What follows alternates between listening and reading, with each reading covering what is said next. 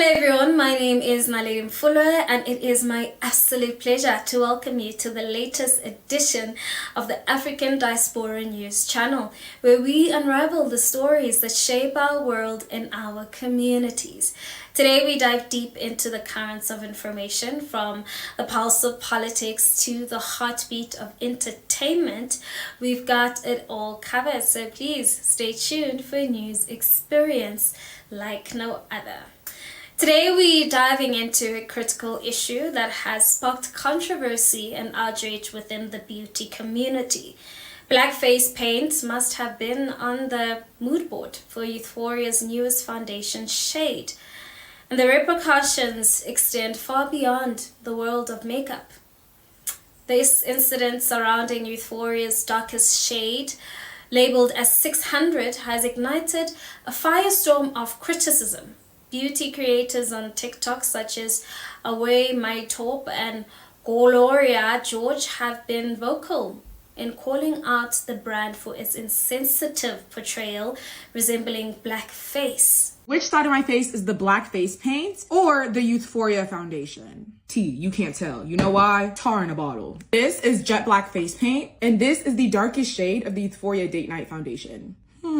This is blackface paint. This is the darkest shade of the Youthforia foundation. A few months ago, I tried the darkest shade of the Youthforia foundation. This is what it looked like on me. I'm gonna apply some of the foundation on this side of my face so you guys can see. Let's just go ahead and try to blend this out, you guys. Enough. Who is that color? I'm gonna wipe this off and let me put the paint all over my face. I'm literally just going in with the face paint. We're gonna do some painting, and let me just go ahead and blend it out with the brush. This is the darkest shade of the Youthforia foundation. This is black face paint. Sometimes it's okay to say, hey, maybe my brand is not made for complexion. I'm gonna squeeze a pump of this on my forehead just right out the bottle so you guys can see that I'm literally not joking. We're gonna do a big blend of this, you guys.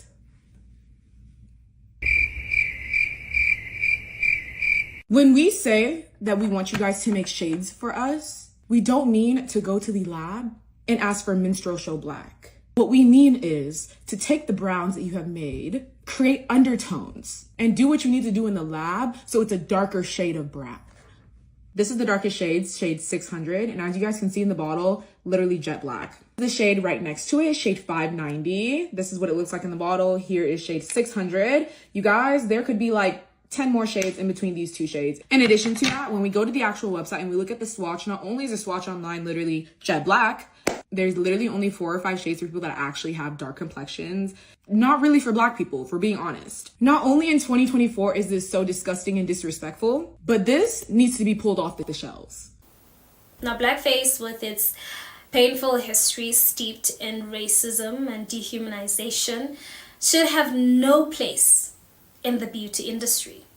Yet Youthforia's oversight has not only perpetuated harmful stereotypes, but also eroded trust and confidence in the brand's commitment to diversity and inclusion. But this incident is not isolated. It emphasizes a systematic issue within the beauty industry, a lack of representation and inclusion for all people of all skin tones. Despite calls for change and efforts to promote diversity, incidents like these remind us that there is still so much work to be done. Because honestly, first of all, who is that color? And I don't think there is anyone on this earth that is pitch black. I mean, black people have different shades of brown and undertones, but definitely not pitch black. And it almost feels like they were like, oh, you all were crying about being included so much. Here, take your inclusion, and slapped us with blackface paint. This is truly a crime. We as South Sudanese, we are one of the darkest people on this planet. And if you cannot find anyone among us to match this shade, just know this is not a foundation, neither a skin tint. And this is just a big shame. I am so glad that I declined 4 months ago when they reached out to me asking if I can collaborate with them. It's one thing to make a mistake once, but once you make it twice, it's just a slap in the face. Have we not learned anything? And honestly, what's perhaps more concerning is Youthforia's response, or should I say, lack thereof. Limited comments on social media and a failure to issue a meaningful apology actually demonstrate a continued disregard for the concerns of the marginalized communities. Now, moving forward, it's imperative that brands like Youthforia take tangible steps to address these issues hand-on. Transparency, accountability, and genuine efforts to include diverse voices in decision-making processes are essential. I believe that true inclusion requires more than just token gestures or superficial representation. It demands a fundamental shift in perspective and a commitment to amplifying marginalized voices. Now, as consumers, I do believe we have the power to hold brands accountable for their actions by firstly demanding transparency and meaningful change.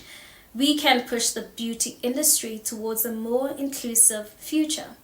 Now, the controversy surrounding Youthforia's darkest foundation shade serves as a wake-up call, which is a reminder that the fight for diversity and inclusion is far from over. It's time for brands to listen, learn, and take decisive action. Because in the end, it's not just about makeup. It's about representation, respect, and dignity for all. Now, with that being said, what are your thoughts in regards to this? Let's engage in the comment section, please, and be sure to give this video a thumbs up while you're at it. That's it from me. Till we meet again,